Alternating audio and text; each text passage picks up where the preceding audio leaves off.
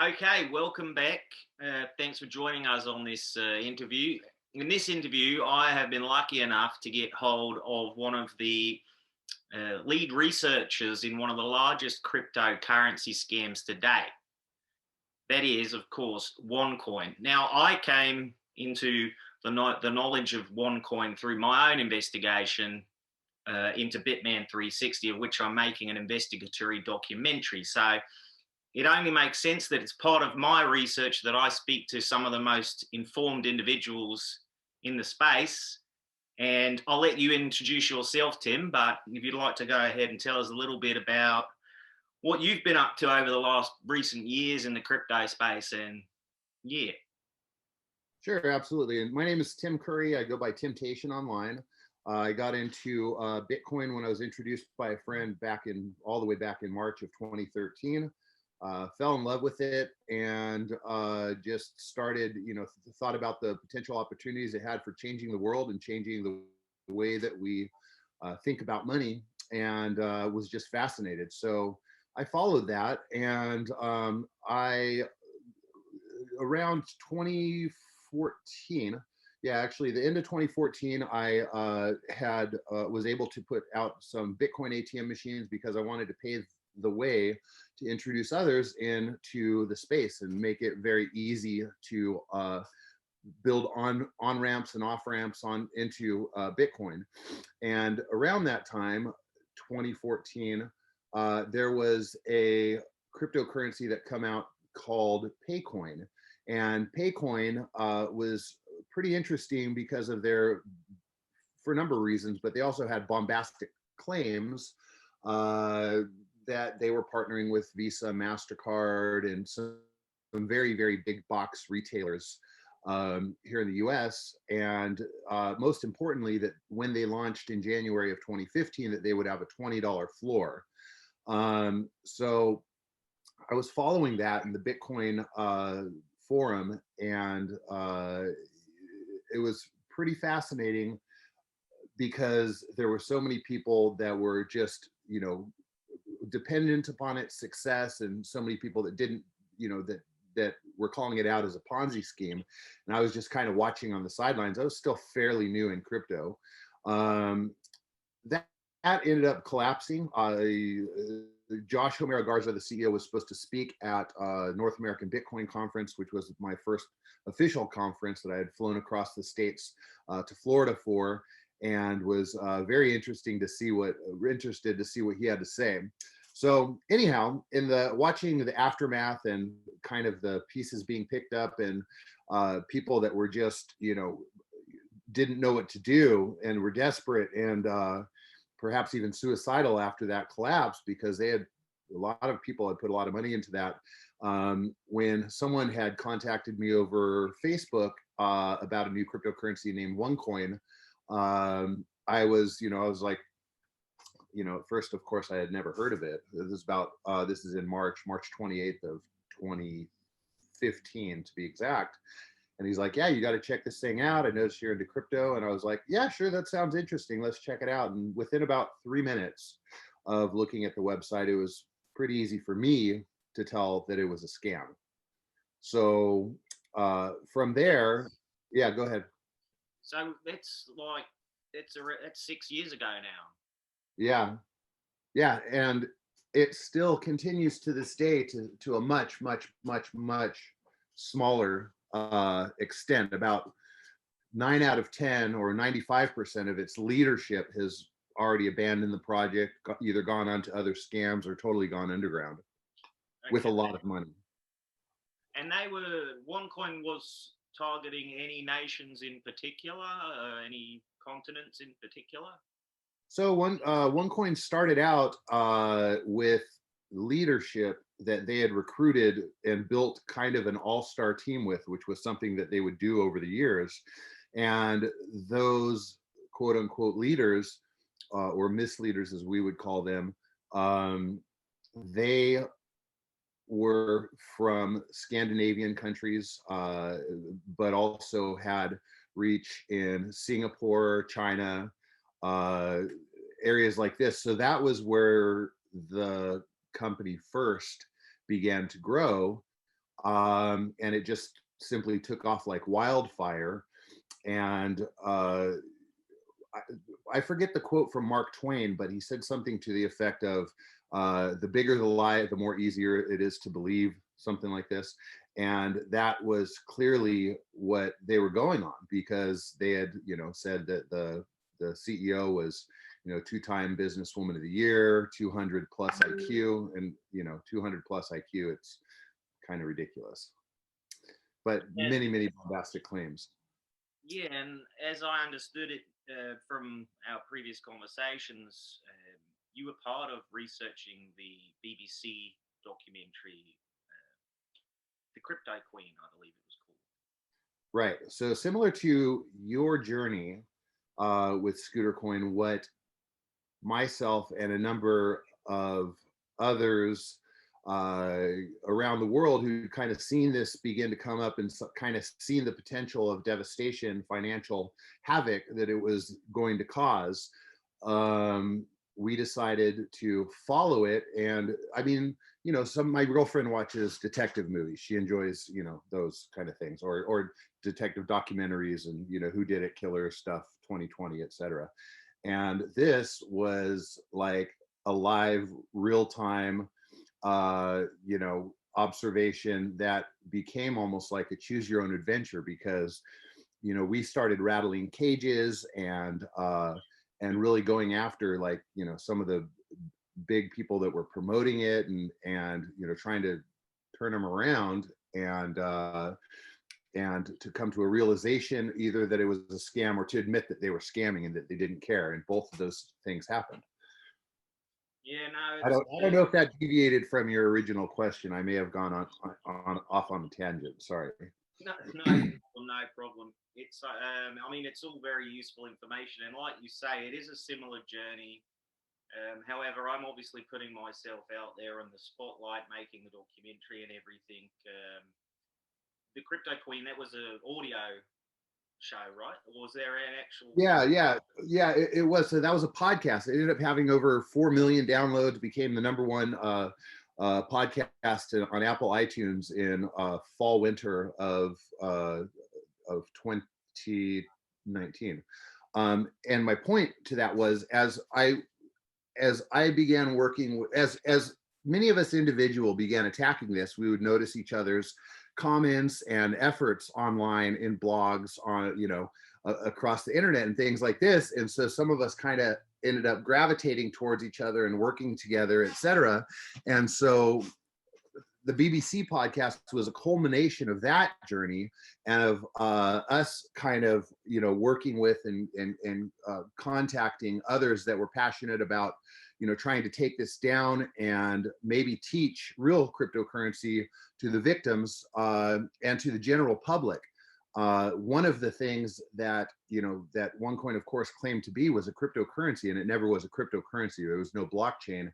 And had we not taken the position that we had and been as loud as we had, I think that it would have gone down as another huge quote unquote cryptocurrency scam. But in fact, it was simply a Ponzi scheme. Okay, so because there's an interesting distinction there to be made, right? What was the product that they were peddling? At first, there was no product, because it was just simply an investment into the next Bitcoin. And their solution was centralized and led by this, woman banker who had, was a double PhD in law, supposedly, and, graduated from Oxford and Constance, and was just some amazing woman that ended up being put up on a pedestal and became just this cult figure. Then in summer of 2016, by this time, OneCoin had started losing a lot of bank accounts, and there had been a lot of government warnings and things going down, and they were starting to be noticed a lot more. They'd kind of pulled out of USA, And so at that point was a turning point in which they began to focus on education. And so they went away from just strictly investment and peddled these plagiarized education packages, which they had the education from the very beginning, which was just literally mostly plagiarized crap that was compiled from the internet or from Investing for Dummies. Literally, that was a book that they stole, a massive amount of content from. And that was their pseudo compliance. And of course, when someone bought this education, they would get so many tokens that would be used to mine this Onecoin. And of course, no one bought these education packages for the education. They were just PDF files. People would buy, this Tycoon package was 5,000 euros, and people would buy 3, 4, 5 of the same Tycoon package, which would be like going to school and purchasing the same book 5 times for the same course. So that was kind of the travesty and the trick. I get you. Okay. Well, there's a lot to unpack there, but I've got a few questions prepared that I'd like to try out with you. But it's interesting that you bring up the education packages, because we see that a lot today with projects, and it's especially influential type crypto folks, peddling courses for this and this reason, specifically to this blockchain. And they promise salaries upwards of 200K a year, etc., etc. And it's difficult for a new person, I'd imagine, going into this space, trying to educate themselves and navigate the various. I mean, you were back there in the early days, and I imagine it was chaos. But looking at it today, back then it would have been, I imagine, a minefield. But today it's just completely overblown. There's just way too many projects going on, and it makes it even harder to sift through all the shit, right? Sure. So whenever you have a massive amount of money that people are making or that can be exploited, criminals are going to come in and exploit that. So during the gold rush, the crime rates went up fantastically. People were like, okay, we're going to all move to this, to California, and we're going to mine for gold, and we're going to, pan for gold and all this stuff. And, people started selling the shovels and all kinds of other stuff, and robbery and crime and murder, and everything went up all over this money and stuff. And so, with Bitcoin, with cryptocurrency, just in general, just absolutely blowing up, and, hearing these stories that you hear on mainstream media about the 10,000 Bitcoin pizza that would be worth, so many tens of millions or hundreds of millions of dollars now, and the guy that lost his laptop in the, rubbish field, and all these things, opportunists are going to come in. And with when you have like multi-level marketing, network marketing, the entire network marketing and multi-level marketing field has almost shifted towards quote unquote cryptocurrency, just because it's so easy to sell this concept. And especially from what I understand, there's this crowd one network going on at the moment, specifically targeting Africans, right? Yeah. So I worked on also a documentary with BBC African Eye, who is based in South Africa, covering another huge, massive Ponzi scheme called Crowd One, which is also a multi-billion-dollar scheme. They estimate OneCoin stole about 15 billion or up to 15 billion, but Crowd One seems to be at least up there. I mean, the Alexa results for internet searches under Crowd One in South Africa, reached like the top 15 searches in South Africa. Yeah. And but it's also global, and a lot of the misleaders from OneCoin graduated over to Crowd One to peddle that. And Crowd One is primarily using Ethereum as payment and things like this. So the entire payment systems using, you know, Bitcoin and Ethereum are easy, enticing, you know, pseudonymous. So it's easy to hide it's easy for the scammers to hide. You know, if they could hide their public keys and their address, then it's difficult to identify that on the blockchain and do really any accounting. I know. I assume, obviously, you know, to spin up one of these operations doesn't cost a great deal these days with everything being digital. But you know, I watched that documentary, and there's at least 4 or 5 guys there that they've put their faces on that project. Right. They're in public. Yeah. I think it was over the last few years. Yeah. So this tells me that they know that the regulators can't do shit. Yeah, or they haven't been, you know. Mostly they say that the wheels of justice grind slowly but finely, but we haven't seen them grind very finely in this industry, which is a new and nascent field. But yeah, it's carte blanche for everybody that wants to go out there and scam, and they are putting their faces on it. It's really interesting that, you know, someone could literally just steal money on camera so much. It's almost like some of the old evangelist preachers that got taken down doing similar things, embezzling money. But this is, you know, go ahead. There's a religious cultish quality to it, isn't there? A lot of these projects, there is an overlap with the televangelists. Is a crypto evangelist a thing? Yes, definitely. Yeah, people are very much tribalistic. Many crypto enthusiasts are tribalistic, and some are certainly cult members or evangelistic. I think that's a really interesting topic, the tribalism that goes with these various currencies and projects, if you like. There's something to be said when each of these tribes has their own like economic, you know, monetary system built into their tribe from the first day they join. I think that's an incredibly powerful tool. I mean, have we got examples of religious organizations around the world having their own currencies today? They usually adopt the nation's currency, right? I mean, I guess the Vatican probably has its own.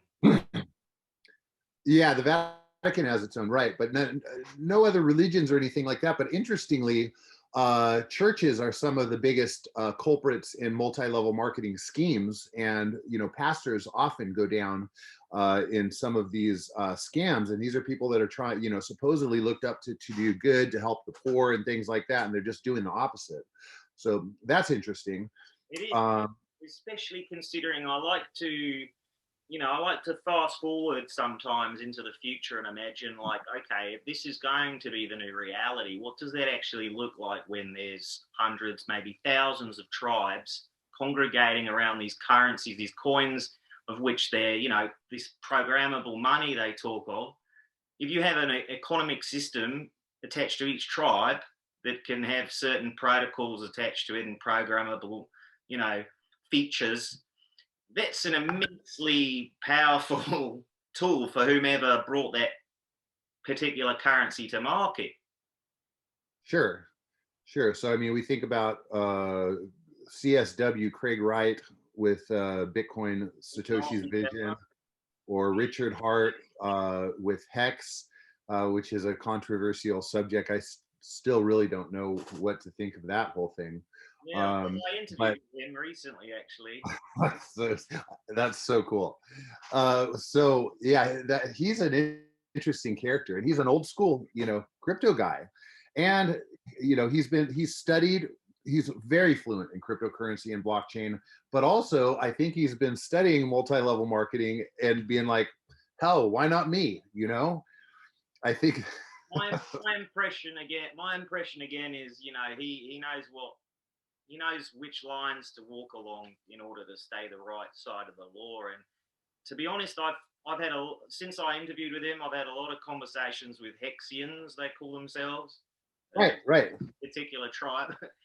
Yeah. They, every single one of them, they seem genuinely intelligent people, and they are fully fixated on Hex being this wealth creation machine.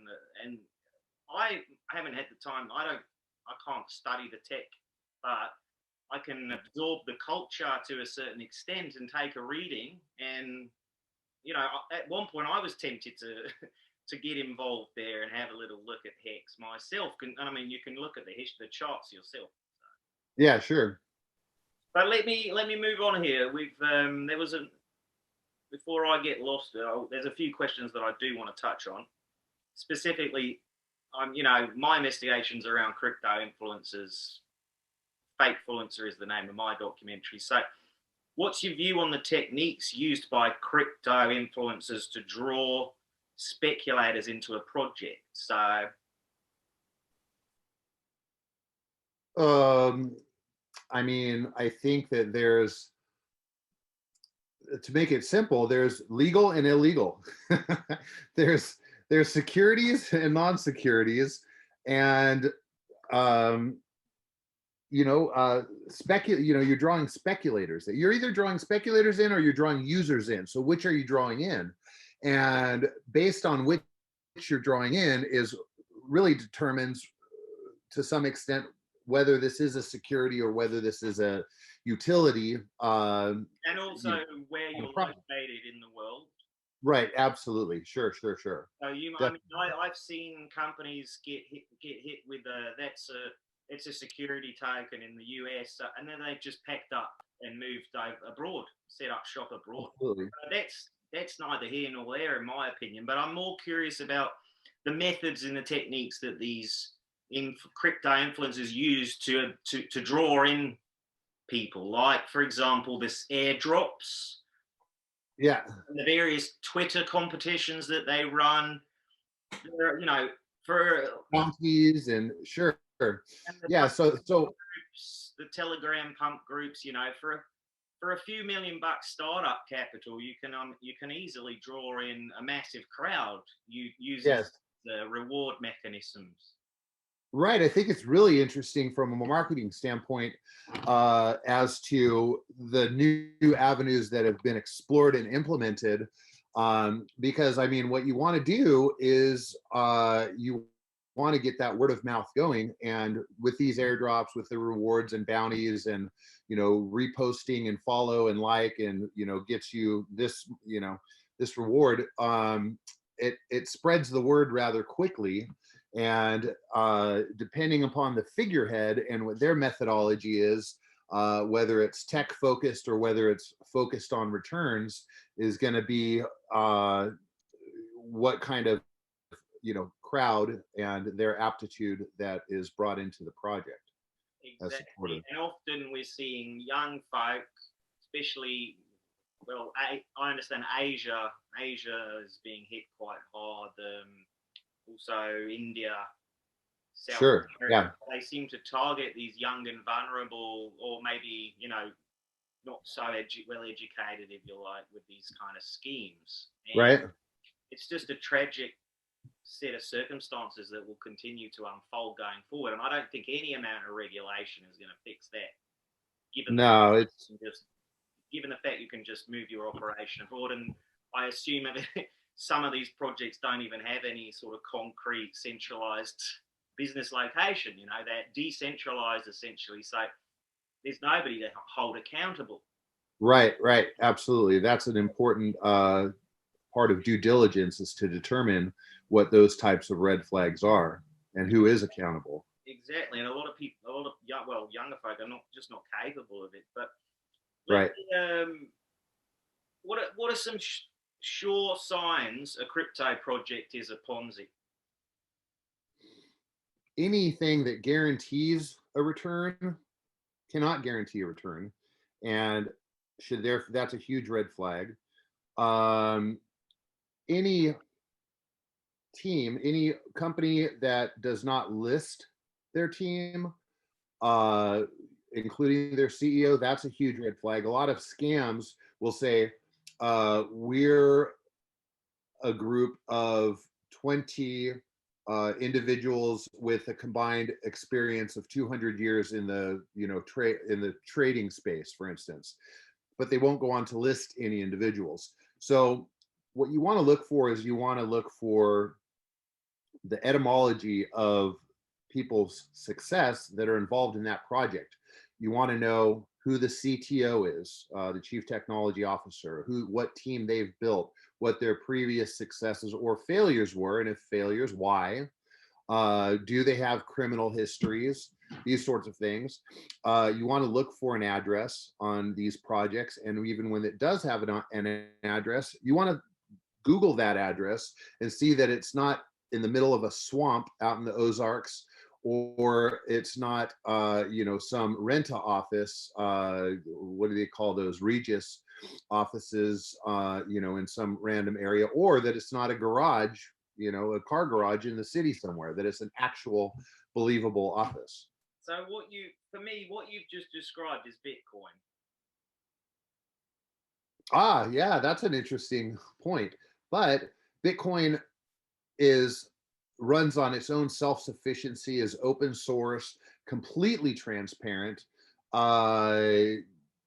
began within a small community running the same code and experimenting with this new economic theory, and moving these tokens or points around that solved what's called the double spend problem. I'm familiar with the pitch around the benefits of Bitcoin, but you have to admit,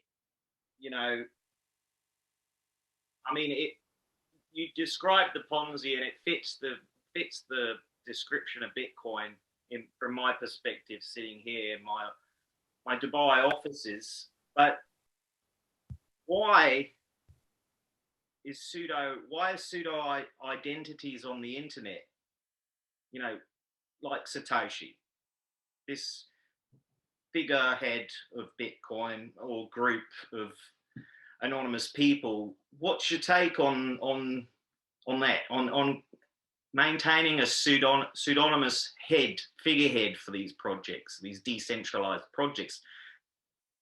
They add to the mystery, and they also it's replicated over and over again in many of these projects. You don't know who the figurehead is. It's almost like it's part of the built-in marketing of the Ponzi itself. Okay, so two things. Bitcoin is different in that pseudonymity, whereas other projects post Bitcoin, I don't think our community should have the same respect for that pseudonymity. And I can give you my own story in terms of why pseudonymity is important. For the first several years of my research, following and calling out of Onecoin scammers, I just went by Tayshun, and it was kind of just a default because that's what my that was a former DJ name, and that was just what my Facebook and social media was under. I didn't put Tim Curry. In retrospect, I would have never, ever, ever put out my name, Tim Curry, because of the death threats and other types of legal actions and threats that that came down. Now, if you are Satoshi Nakamoto, he, she, they, etc., and you're creating a new economic theory and implementation that literally could change the world, it's not a debt-based system that cannot be manipulated, that is consensus driven, totally transparent, then you're essentially, to the banks, the banking industry, and the governments, the same as someone who's making a car that drives on water to the gas industry and the oil industry. So you don't probably want to have your name thrown out there like that.